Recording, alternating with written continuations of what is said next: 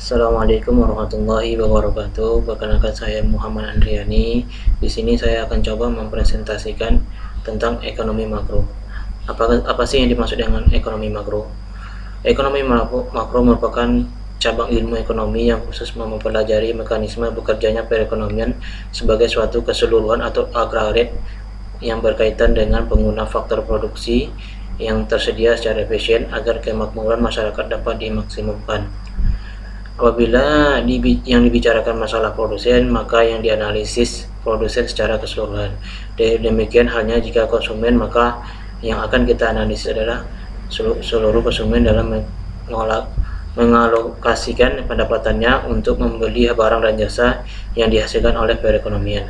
Demikian juga dengan variabel permintaan, penawaran perusahaan, harga, dan sebagainya.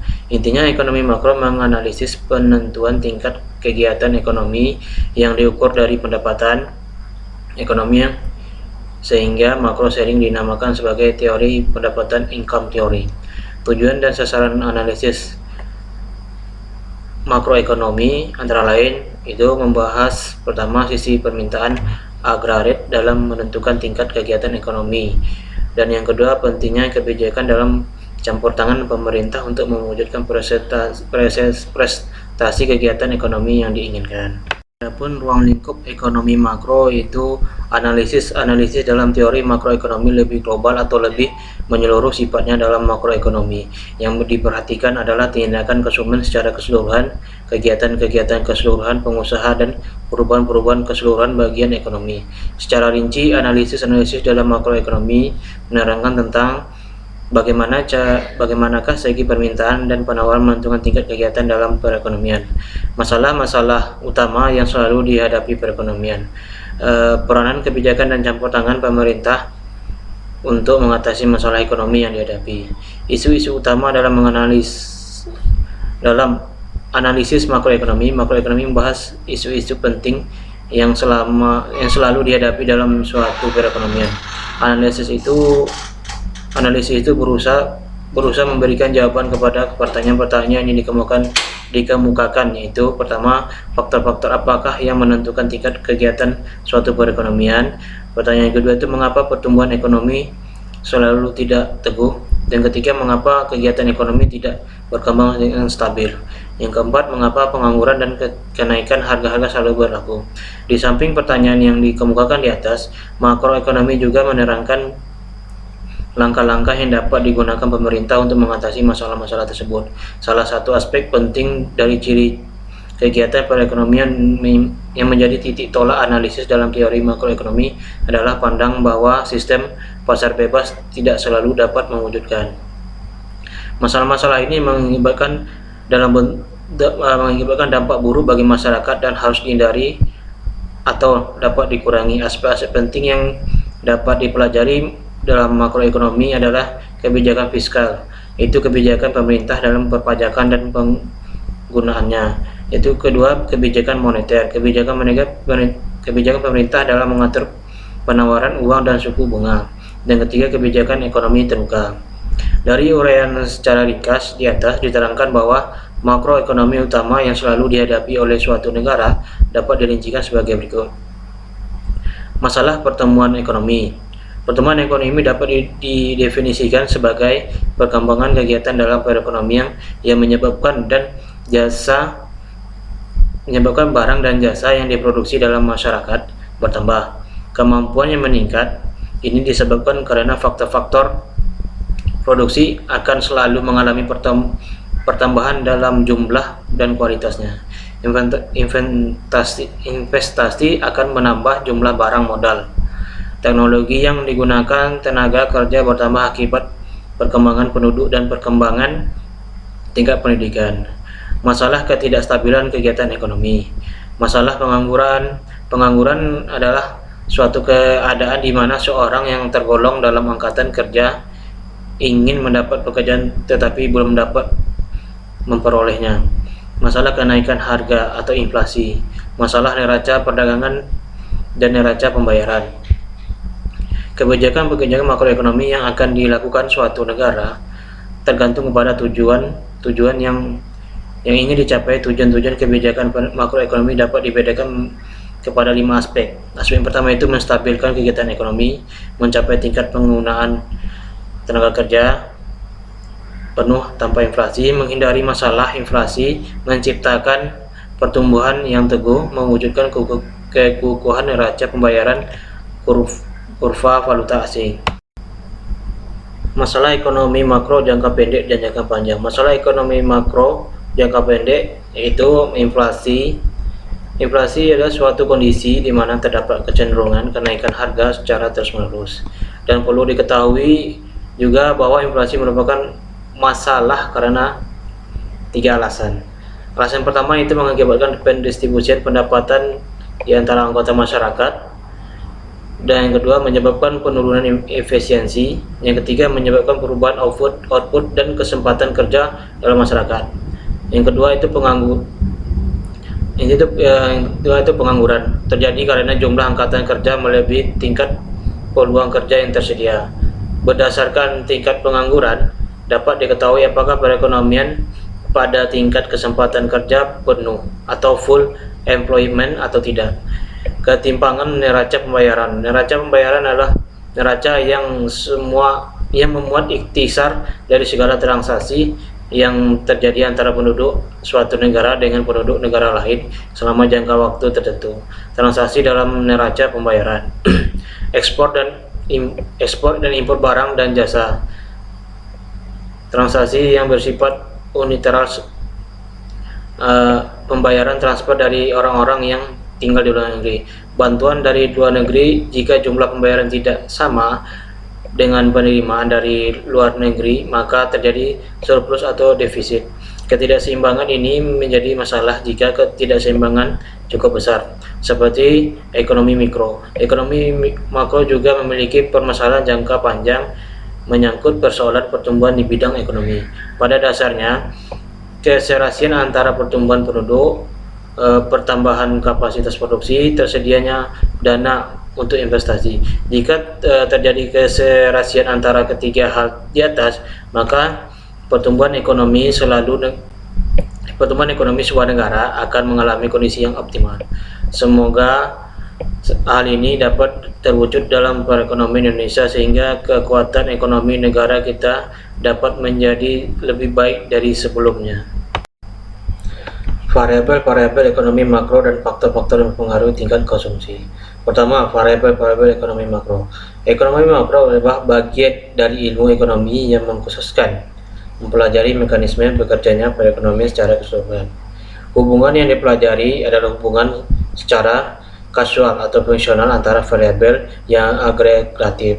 Adapun variabel yang dimaksud itu pertama itu tingkatan pendapatan nasional, konsumsi rumah tangga, investasi nasional, tingkat tabungan, belanja pemerintah, tingkat harga umum, jumlah uang yang beredar atau inflasi, tingkat bunga, kesempatan kerja, APBN, neraca pembayaran, ekspor dan impor. Faktor-faktor yang kedua itu faktor-faktor yang mempengaruhi tingkat konsumsi. Faktor-faktor yang mempengaruhi tingkat konsumsi rumah tangga adalah yang pertama faktor-faktor ekonomi. Yang termasuk ke dalam faktor-faktor ekonomi adalah pendapatan rumah tangga.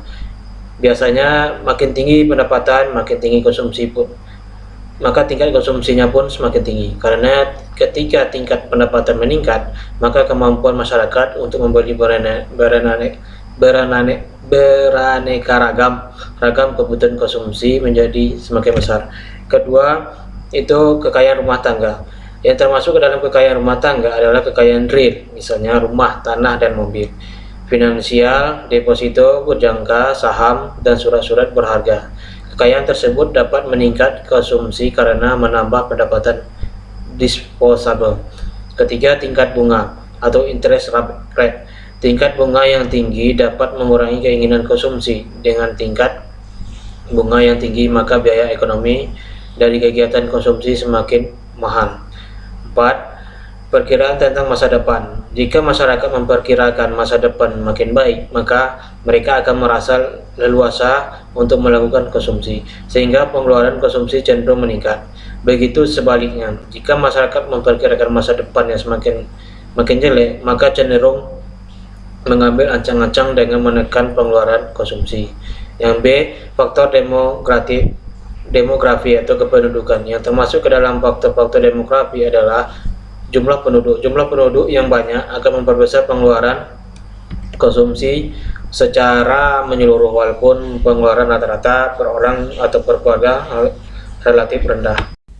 Dalam ilmu ekonomi makro ada namanya perekonomian tertutup dan terbuka. Perekonomian tertutup adalah mode perekonomian yang pada pelakunya, khususnya produsen dan konsumen, secara sederhana akan melakukan kegiatan dalam penjualan dan pembelian di pasar yang saling melengkapi untuk memenuhi kebutuhan dan kepentingan masing-masing. Dalam transaksi tersebut, maka akan terikat dengan kontrak dagang atau kesepakatan jual-beli, dan kemudian ditetapkan harga jual atau harga beli dari kegiatan tersebut. Untuk memfasilitasi kegiatan produksi dan kegiatan konsumsi ini secara efektif, maka sistem perekonomian memerlukan lembaga perbankan dan lembaga keuangan lainnya seperti pasar modal, lembaga asuransi, lembaga penjamin, pengadaian, atau lembaga keuangan mikro yang terdapat di daerah pedesaan. Lembaga perbankan peranannya sangat penting untuk mengumpulkan dana-dana yang ada di masyarakat. Yang selanjutnya, mereka akan melakukan pengalokasian dana tersebut melalui pemberian fasilitas pengkreditan atau jasa perbankan lain. Hal ini dikatakan ekonomi pasar tutup, maka karena di dalamnya belum termasuk peran luar negeri dalam sistem ekonomi tersebut. Pada sistem ekonomi terbuka, terdapat kemungkinan dari produsen untuk melakukan kegiatan ekspor barang dan produk perdagangan dengan tujuan pasar-pasar di negara lain, atau sebaliknya melakukan kegiatan impor atas bahan mentah dan bahan penolong serta mesin atau barang jadi dari luar negara. Dalam model terbuka ini jasa perbankan dan lembaga keuangan dapat berasal dari luar negeri, dan kita dihadapkan dengan sistem perekonomian yang semakin menyatu yang disebut dengan the global economy, dengan memasukkan sektor luar negeri ke dalam model perhitungan pendapatan nasional. Berarti kita memijah dua variabel dalam model perekonomian tiga sektor, yaitu variabel ekspor dan variabel impor. Dengan demikian, untuk menghitung pendapatan nasional keseimbangan pada perekonomian terbuka dilakukan dengan jalan menyamakan antara sisi pendapatan dan sisi pengeluaran. Dalam sistem perekonomian terbuka ini, pengeluaran untuk impor dibedakan menjadi dua jenis, yaitu apakah impor itu tergantung dari variabel lain atau tidak.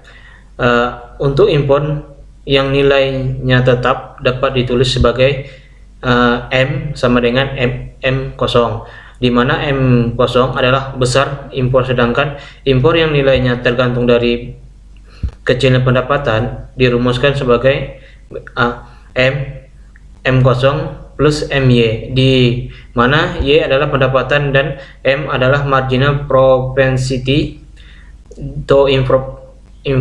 Menurut Teddy Haryanto, tolak ukur yang baik untuk menilai kadar keterbukaan suatu perekonomian adalah rasio ekspor dan impor terhadap total GNP. Jika rasio ekspor impor terhadap GNP melebihi 50%, maka dikatakan perekonomian lebih terbuka. Perdagangan internasional terjadi karena beberapa alasan. Pertama, keanekaragaman kondisi produksi, penghematan biaya, perbedaan selera, prinsip keunggulan kooperatif atau komparatif advantage. Dengan adanya perekonomian terbuka, setiap negara berkonsentrasi pada bidang-bidang yang memiliki keunggulan kooperatif, maka kehidupan semua orang akan menjadi lebih baik. Pekerja di setiap negara dapat memperoleh konsumsi yang dalam jumlah yang meningkat untuk jumlah jam kerja yang sama. Keseimbangan dalam perekonomian terbuka. Ada pernyataan mengenai keseimbangan pendapat nasional dalam perekonomian terbuka. Apabila dimisalkan perekonomian tersebut terdiri dari tiga sektor, keseimbangan pendapat nasional akan dicapai pada keadaan Y sama dengan C plus 1 plus G, dan apabila perekonomian ini berubah menjadi ekonomi terbuka, akan timbul dua aliran pengeluaran baru, yaitu ekspor dan impor. Ekspor akan menambah pengeluaran agregat, manakala impor akan mengurangi pengeluaran agregat. Dengan demikian, apabila perekonomian berubah dari ekonomi tertutup ke ekonomi terbuka, pengeluaran agregat akan bertambah semakin banyak ekspor neto, yaitu sebanyak X dikurang M. Nilai ekspor neto ini perlu ditambah kepada fungsi pengeluaran agregat untuk perekonomian tertutup, atau AE sama dengan C plus I plus G, dan akan diperoleh fungsi pengeluaran agregat untuk ekonomi 4 sektor, itu AE sama dengan C plus I plus G dan plus X kurang M. Akibat dari perubahan keseimbangan pendapatan nasional ini menyebabkan pendapatan nasional meningkat menjadi pendapatan nasional perekonomian terbuka. Misalkan keseimbangan pendapatan nasional menurut pendekatan bocoran, yaitu jika apabila ekonomi terdiri dari 3 sektor, maka perubahan dari perekonomian tertutup menjadi perekonomian terbuka menyebabkan A. Suntikan bertambah sebanyak X dari I plus G menjadi I plus G plus X. Perubahan sejajar karena ekspor adalah pengeluaran otonomi. B. Bocoran bertambah sebanyak M dari S plus T dan semakin menjauh S plus T karena M adalah pengeluaran terpengaruh atau sebanding dengan pendapatan nasional.